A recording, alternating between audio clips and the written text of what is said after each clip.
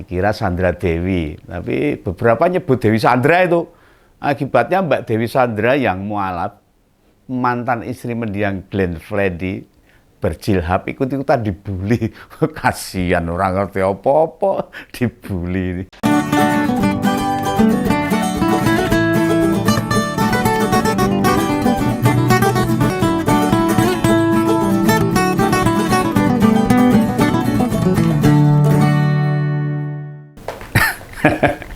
Ini Bengawan pakai rompi ini, tapi rompinya hitam, bukan rompi oranye. Tersangka KPK bukan. Nah, ini pengungkapan kasus korupsi PT Timah. Wah, ini saya gemer-getan itu kalau dengar korupsi di PT Timah. 271 triliun. Ini sementara baru nyeret dua nama yang lumayan disorot oleh masyarakat. Kedua nama itu adalah Helena Lim dan Harvey Musi. Bung Harvey disorot karena emang suaminya itu, istrinya itu artis cantik itu, Sandra Dewi. Nah, kebetulan netizen Indonesia nggak sedikit yang salah kira. Apa pada lupa sekarang ini kan bulan Ramadan. Mbok pada nahan diri lah. Ngapa sih kalau nahan diri sedikit? Yang melakukan siapa, yang diejek siapa, ya perlu diklarifikasi dulu. Sekali lagi, Dewi Sandra itu bekas penyanyi. Emang juga pernah main sinetron, tapi beda dengan Sandra Dewi yang istrinya Bang Harvey Musi ini. Dengan nominal 271 triliun, ngeri deh itu. Ini ngerinya, ngeri kali tingkat garongnya, sugal-ugalan ini. Lah ngerampok duit BUMN sebanyak itu udah dijamin nggak sendirian. Ora mungkin 271 triliun dimplok dhewe ya, blending wetenge. Perutnya bisa meledos itu. Pasti melibatkan banyak pihak. Ya kita nunggu aja lah, kita nunggu. Duit sebanyak itu mengalir kemana saja, kita nunggu. Pasti nggak hanya ke petinggi PT Timah saja. Ayo, wes kayak Bengawan Solo aja tuh mengalir sampai jauh, sampai ke laut ini. Jika kita melacak pemberitaan PT Timah, itu miris banget, miris, prihatin, memprihatinkan. Lah Maret tahun lalu diberitakan laba 1 triliun, lalu September ngejar laba bersih 12 triliun. Weh lah sekarang terbongkar duitnya dirampok, dibobol 270 triliun sejak 2018 itu. Yang tambah aneh bin ajaib lagi, itu loh para politisi itu loh yang sering teriak-teriak negara kita kaya. Para pejabat-pejabat anggota DPR juga itu mengapa itu? Para petinggi menteri kok nggak ada terdengar emosi sitik we ora. Pada meneng diem mau jojo kebagian. Ini saya tidak nuduh loh. Biasanya kalau meneng-menengan itu ada yang dapat ini. Ini makanya harus dibongkar itu. Harus dibongkar, harus dikejar ini. Termasuk presiden dan capres penggantinya itu. Ini sumpah ini jian beneran nggak masuk akal ini. Nggak, nalarnya sudah nggak bisa. Baik partai koalisi pemenang pilpres maupun partai yang tidak menang, ini semua menang, diem aja ini. Apa kita memang akan dikadalin gitu aja? Masyarakat cuma jadi penonton? Apa semua pihak mendapat kuncuran itu? Sekali lagi ini bukan menuduh loh ini. Nah, beberapa ada yang nyebut itu terbongkarnya kasus ini demi nutupin bansos yang 400 lebih triliunan itu. Ya tahu sendiri kan, bansos itu yang bagi-bagiin siapa ini. Ya mestinya ya dibongkar itu. Semua bila mengandung dusta, penipuan, menipu rakyat, ya harus dibongkar. Tapi kenapa semuanya menunggu? Aku bengak-bengok ngene yo, gak ono gunane kalau yang sono-sono pada diem, untuk apa tuh? Memang inilah risikonya sistem demokrasi yang belum matang, masih mentah, dirujak pecut era umum nih, yang masih hijau, yang para politisnya masih belum mandiri. Makanya ngompol ini mementingkan kudu bengok, harus keras ini Bengawan tuh bengoknya itu. Ya demi masyarakat supaya paham. Supaya tidak jadi penonton, supaya tidak menonton hal-hal yang buruk, yang ugal-ugalan ini. Minimal ngangkat kasus ini, supaya minimal kita benar-benar hati-hati, waspada. Nggak sembarangan mempercayain orang. Nah, selain Bang Harvey Mosi, satu lagi nih tersangka ini. Yang akhir-akhir ini banyak disorot orang. Namanya Bu Helena Lim. Oh, saya sering lihat itu di podcast-podcast itu. Di TV jadi bintang tamu, di TV. Uniknya ini, dia muncul di banyak podcast artis kok malah.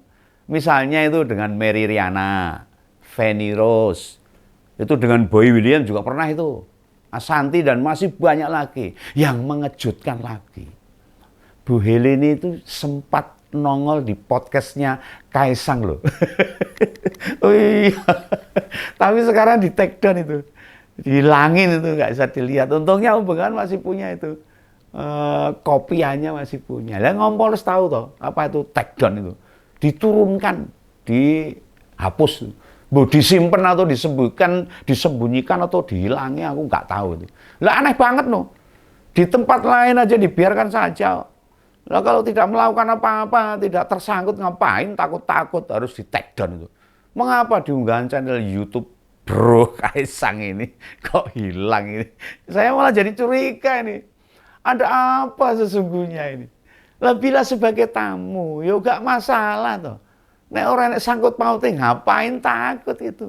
Paling tidak saat Om Bengawan konten, orang eneng loh. Nek pas ngompol tayang juk di tok nih wae. Lah ya dudu salahku no. Lah saat durunge konten kan tak cek dulu itu. Itu saya cek, tak pastikan sih. Om Bengawan nggak mau dikira fitnah itu. Kira-kira ini hoax, fitnah, atau hanya cuma pendapat, opini. Ini dicek dulu. Supaya tidak berhubungan dengan hukum ini. Lah ada beberapa tayangan Bu Helena Lim ini. Ya ampun itu. Oh my itu. Orang umum gitu. Wah api ngeri tenan itu. Dan pada saat rumahnya digerebek. Duit cashnya itu ada 33 miliar. Edian itu. Gendeng. Rampok ini. Kalau saya mau bilang bajingan gitu ya saru jane. Ini benar-benar edan ini. Dan duit itu terbagi 10 miliar berbentuk rupiah. Sisanya dolar Singapura. Ini mesti gawe ini dolar Singapura juga ini. Ini jujur wae ini Om Bengawan bayangke duit semono akeh genah bingung. Wong Indonesia itu nek mengerikan banget ya. Buat apa coba nyimpen duit cash sampai segitu? 33 miliar. Nah kene Om Bengawan nyimpen 500.000 bisa berhari-hari. Masih utuh dan masih bisa traktir temen itu. Di wedangan ngopi bareng. Lah kayak Bu Helena Lim itu nyimpen duit cash itu ya buat opo? Buat apa itu? Lah nek transaksi ya pasti pakai duit digital. Gak pakai duit fisik cash pro itu. Tak kira negara kita itu makin kesini makin gak beres. Ini maaf ini bulan puasa saya harus miso-miso itu. Saya gemes ini. Lebih baik saya miso daripada berbuat seperti itu. Ngerampok uang rakyat. Ya mesti bersih bener lah. Namun orang nggak sembarangan melakukan kejahatan seperti itu. Nah, kasus PT Timah ini kabarnya berjalan sejak 2015 lah, badala. 2015 9 tahun yang lalu. Artinya sejak awal Pak Jokowi menjabat. Kok ora konangan?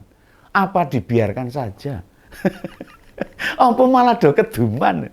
Nah, dan tahun-tahun awal itu Pak Jokowi padahal lumayan ketat loh soal duit. Wah, semangatnya memberantas korupsi kaya perang Bharatayuda ae. Semangat, tiba-tiba kelipuk. Lah PNS saja nggak boleh rapat di hotel. Perjalanan dinas diminta dikurangi. Suguhan snack, rapat mesti makanan tradisional, pecel, oseng-oseng.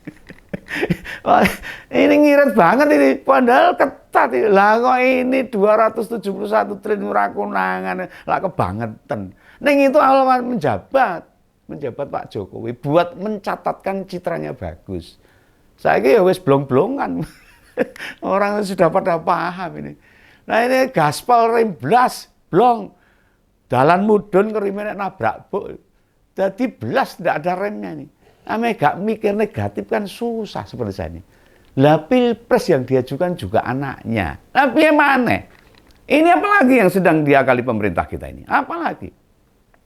Kabarnya Pak Jokowi hanya meminta Kapolri dan Jaksa Agung harus orang pilihan. Harus orang pilihan beliau di kabinet mendatang. Lah kok ngatur? Wong presidennya Pak Prabowo. Nah, justru info begini kan malah gawe pinisirin Om Begawan ini. Penasaran bukan pinisirin. Nah, kenapa begitu? Apa Pak Prabowo yo gelem nuruti permintaan-permintaan seperti itu? Nah, kembali soal terbongkarnya kasus PT Timah ini. Apakah ini kemudian ditindaklanjuti atau tidak? Atau dipikir serius atau tidak? Atau dicuekin? Setidak-tidaknya oleh Menteri BUMN lah, Erick Thohir. Atau kemudian Presiden mengambil sikap tegas. Lah kok kayaknya Pak Jokowi mendel mawon toh Pak? Mendel mawon tahu nggak? Diem aja. Kicep klakep tidak berkomentar sama sekali. Kan aneh ini. Nah secara pribadi Om Begawan berharap ini. Kepala negara bilang, ini saya berharap, audit tuh semua BUMN. Terutama yang tidak punya pesaing. Kan ngono mestinya sebagai kepala negara. Ini masih penjabat loh Pak Presiden ini. Pak Jokowi masih bertanggung jawab dengan carut-marutnya korupsi di Indonesia, carut-marutnya demokrasi di Indonesia, carut-marutnya hukum di Indonesia. Masih bertanggung jawab Pak Jokowi ini. Lah ini yang harus diaudit itu ada Pertamina, nggak ada saingannya. Ada PLN, ada Telkom, ada PT KAI, ada Antam, dan masih banyak lagi itu. Lah ini benar-benar keajaiban bila BUMN itu tidak kemudian diaudit. Dibiarkan saja korupsinya ditekne wae. Rakyat mangan apa? Mereka yang ngerampok semaunya sendiri ugal-ugalan. Lah diperiksa ulang lah. Di saat teknologi dan metode audit makin canggih, mestinya BUMN didorong makin transparan, terbuka, masyarakat jadi tahu. Jangan-jangan penghasilannya kita ini berapa sih untuk nutup utang, untuk pembelanjaan APBN negara ini jane piro toh ini. Ini kan harus transparan. Tugas mereka memang cari duit buat mendapatkan sebanyak-banyaknya laba. Mereka yang mestinya menyetorkan ratusan bahkan ribuan triliun ke negara. Bila kasus begini tidak menggerakkan sedikit pun elit negara kita, ya sudah, nasib buruk tergambar jelas buat orang-orang miskin. Kasihan mereka, dan jumlahnya ratusan juta masyarakat. Lah gimana uang sebanyak itu hanya di satu perusahaan loh. Satu perusahaan BUMN dikorupsi 271 triliun.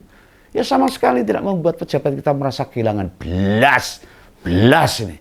Ayo, kita kawal, kita bongkar semua kasus-kasus korupsi. Masyarakat harus bergerak, masyarakat harus mengawal ini, termasuk Begawan. Tetap bengok-bengok ini Begawan. Oke ya, salam Begawan, salam ngempol, sampai jumpa. Tetap bengok-bengok.